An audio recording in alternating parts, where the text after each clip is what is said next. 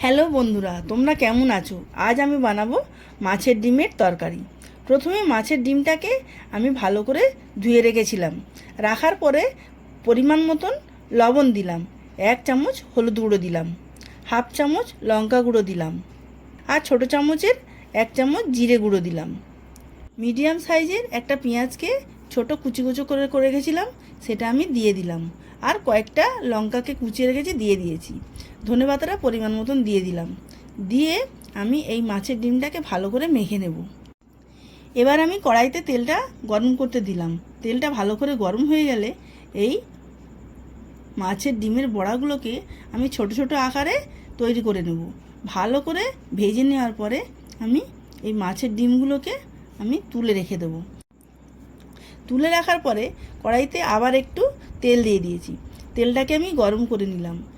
দুটো মিডিয়াম সাইজের আলুকে আমি ছোট করে কেটে রেখেছিলাম, সেটা আমি দিয়ে দিলাম। দিয়ে হালকা হাতে একটু নেড়ে নেব। নেড়ে নেওয়ার পরে আমি একটা মিডিয়াম সাইজের পেঁয়াজকে ছোট ছোট করে কেটে রেখেছিলাম, ওটা আমি আলুর মধ্যে দিয়ে দিলাম। দিয়ে আমি বেশ কিছুক্ষণ এটা করে ভেজে নেব।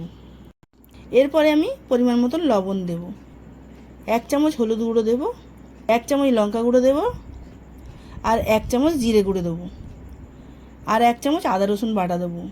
দিয়ে আমি এই আলুটাকে ভালো করে কষতে থাকবো। বেশ কিছুক্ষণ কষে নেব আমি।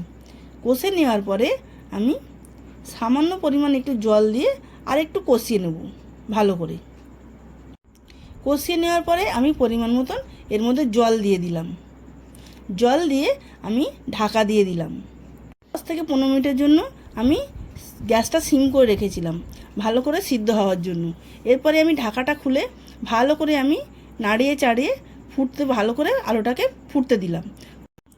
10 ডিমের বড়াগুলো আমি এই ঝোলের মধ্যে অ্যাড করে দিলাম।